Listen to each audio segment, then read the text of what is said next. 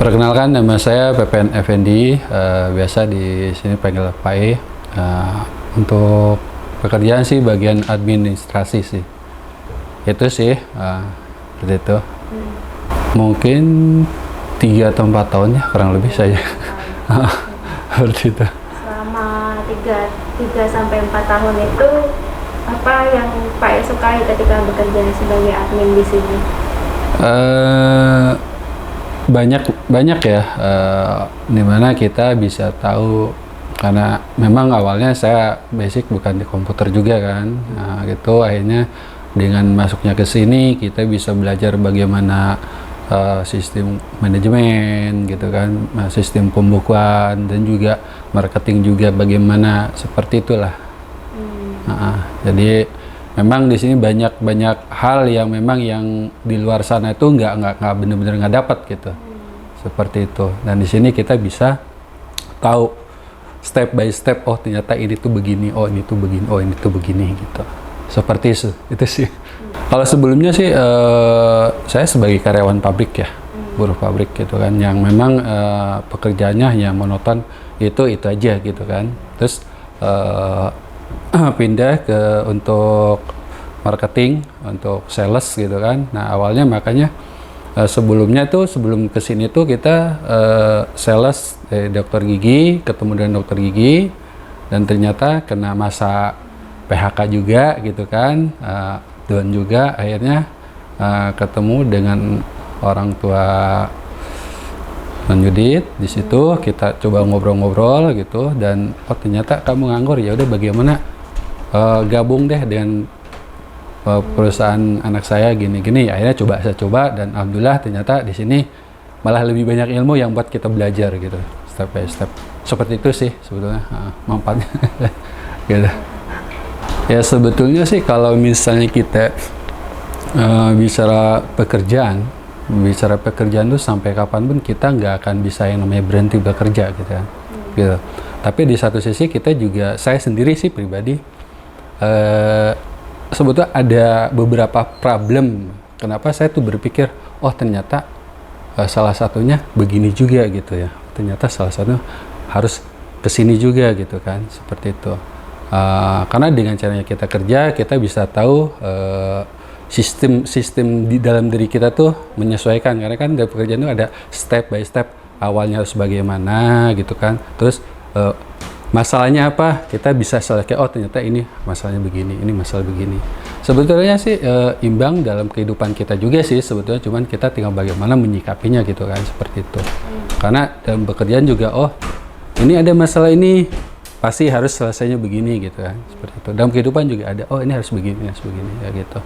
Karena kalau melihat pekerjaan ya sebetulnya saya berpikir itu nggak selamanya harus kerja gitu. Kalau untuk diri saya sendiri gitu ya gitu. Karena yang namanya pekerjaan itu pasti ada batasnya, termasuk dalam batas usia gitu kan. Apalagi kayak saya kan pernah karyawan, sampai usia sekian itu harus berhenti kerja dengan cara ada pensiun dini atau apa gitu kan. Makanya di sini dalam bekerja ini saya coba untuk belajar bagaimana menata manajemen gitu, misalnya dalam manajemen hidup atau pekerjaan atau ke sana gitu. Karena kedepannya saya berpikir pengen jadi pengusaha untuk diri saya sendiri gitu, atau lain ingin jadi bos untuk diri saya sendiri gitu. Seperti itu sih gitu. Makanya sambil bekerja saya ada waktu libur, saya lenggangkan untuk usaha juga. Itu sih sebenarnya. Jadi di sini kita bisa banyak belajar bagaimana step by step untuk manajemen sih kayak gitu. Karena kan kita juga kalau bisa jadi punya usaha juga harus ada step by step, harus lebih kaya sih. Kayak gitu. Sebetulnya sih pas kita di admin itu nggak langsung masuk ke Varel ya. Nggak masuk langsung ke Karis ya, karena kan admin itu cenderung ke Bu Yudit gitu. Nah terus pas sebetulnya sih ada beberapa momen yang pas waktu itu kan ada istilah olahraga gitu kan, yoga. Dulu kita ada yoga seperti itu. Nah di situ saya ikut, kemudian kan ada interaksi juga dengan Pak Real juga gitu. Dan ternyata begitu ini kita juga, oh iya ternyata kita bisa belajar juga ya seperti ini, bagaimana cara Karis penyampaian masalah tuh bagaimana, oh ternyata ini pekerjaan ini harus begini gitu. Setiap ada masalah ini harus penyelesaiannya harus begini loh gitu kan. Gitu. Jadi nggak menilai menjudge orang tuh kamu ini harus begini gitu kan. Tapi kan ada step by stepnya. Ini masalahnya bagaimana, ini bagaimana seperti itu. Dan juga saya juga banyak sebetulnya banyak berkomunikasi. Oh, ini kalau misalnya begini tuh bagaimana? Mungkin sih kalau secara pribadi sih mungkin saya lihat sih ya dengan bertambahnya usia juga dengan bertambahnya waktu juga gitu kan, ya antara kedewasaannya ya kita lebih bisa memahami, oh ternyata memang setiap orang itu pasti ada perubahan gitu kan, termasuk dalam diri saya sendiri juga gitu kan. Juga kalau untuk kelas sih nggak jauh dengan saya sih gitu. Nggak jauh dengan saya kalau untuk masalah sehat. Tapi kalau misalnya untuk ini justru malah saya lebih banyak tuh, oh iya ternyata ini untuk satu masalah ini kita tuh harus seperti ini gitu, penyelesaian tuh bagaimana, lebih banyak ke sharing sih sebetulnya kayak gitu. Jadi kalau misalnya Pak ada masalah ini begini gitu, seperti itu sih. Jadi kita juga pas begitu ada ini, oh iya pas begitu kita ada masalah, oh ya ternyata kita harus begini ya. Jadi kita harus udah tahu gitu, udah tahu begitu ini apa yang harus disampaikan, apa yang harus dilakukan, seperti itu sih. Ya mungkin lebih apa ya kalau misalnya itu karena dengan ini bertambahnya usia dia kan kadang Kalanta kan lebih dewasa, lebih bisa apa ya lebih bisa jadi kita juga lebih banyak sharing juga gitu kan, seperti oh ini bagaimana ini begini gitu saya. Seperti itu sih paling ya harapannya lebih dengan ini lebih dewasa, lebih bijaksana, seperti itu sih. Jadi istilah filosofi padi itu makin tua makin berunduk, makin tua makin bersih. Mungkin itu aja sih mungkin.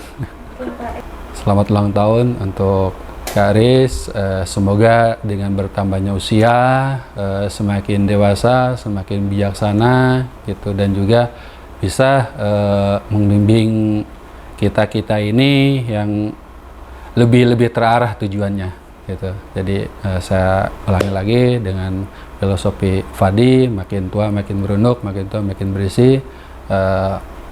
Itu aja sih mungkin. Oke. Ya. Saya ketemu Pak E itu sebenarnya dikasih kontaknya sama mertua saya, dokter gigi. Jadi Pak E itu terkenal di kalangan dokter gigi karena beliau itu tukang jual obat gitu. Yang menariknya adalah waktu itu saya cerita sama mertua saya, dokter gigi Handoko, sama istri saya gitu. Kita lagi perlu orang admin nih. Habis itu selalu kayak mertua saya itu orangnya sering ngomong itu dalam gitu. Kalau ketemu orang gitu, langsung dalam gitu. Habis itu dia ngebaca bahwa oh Pak E perlu pekerjaan. Kemudian nanya ke kita semua gitu, saya sama Yudit, perlu ini nggak, perlu bantuan tenaga nggak? Habis itu ini ada satu orang yang sepertinya bagus nih. Habis itu yaudah kita ketemu gitu. Nah akhirnya kita lihat orangnya kan gede gitu. Habis itu serem gitu kan. Habis itu ini beneran bisa kerja administrasi nggak? Tapi suaranya lembut gitu. Jadi udah penampakannya sama dalamnya itu berbeda gitu. Jadi begitu ketemu suaranya, loh ini kok lembut banget ya. Habis itu saya bilang bisa nggak Pak, bisa komputer, bisa ini nggak? Saya nggak bisa gitu. Tapi saya mau belajar. Habis itu saya mikir-mikir, ya nggak ada salahnya ya kalau orang mau belajar. Habis itu akhirnya ya dia masuk ke studio di bagian administrasi, dan pada waktu itu baru belajar tentang komputer, administrasi, spreadsheet, neraca, dan sebagainya. Jadi Pak E adalah orang yang benar-benar belajar dari bawah ya, nggak tahu dunianya, tahu bisa gitu. Nah akhirnya dia tekun bekerja, bukan berarti smooth gitu, banyak ups and down, tapi tetap aja ada di sana. Habis itu yang saya tahu bikin bisnis gitu ya, sampai ke bisnis kuliner, bikin bandeng dan sebagainya, yang pasti ya belajarnya dari awal tadi. Jadi nggak bisa apa-apa, jadi bisa apa-apa. Habis itu dia bertanggung jawab banget sih. Habis itu bisa care juga gitu. Selalu ada pada saat dibutuhkan. Jadi kalau misalnya administrasi membutuhkan gerakan-gerakan yang instan gitu, Pak E itu selalu siap. Sampai pindah waktu itu dari pindah ke studio yang ada di atas di dalam gerasi, habis itu pindah ke rumah kontrakan. Habis itu sampai pindah balik lagi dan habis itu pindah lagi ke satu tempat. Jadi saya pikir Pak E adalah orang yang berpindah-pindah yang sangat banyak.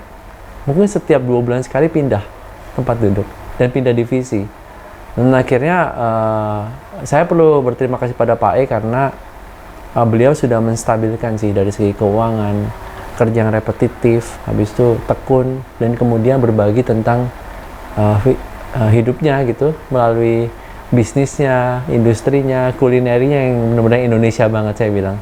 Dan saya bermimpi kalau satu saat bisa kerja sama-sama Pak E gitu ya. Kalau Aristek bikin warung kopi itu biasa. Tapi kalau bikin warung bandeng gitu ya, itu beda itu. Itu keren banget, itu Indonesia banget lah. Jadi saya bilang Pak E, kalau bisa ada kesempatan kita bisa bekerja sama, saya mau loh bantu. Tapi kita bikin dapur bareng ya, semuanya buat Pak E, saya bilang gitu. Jadi intinya seneng sih ngelihat Pak E bisa berkembang sampai sekarang. Terima kasih Pak E. Dah, kayak gitu oke. Ya.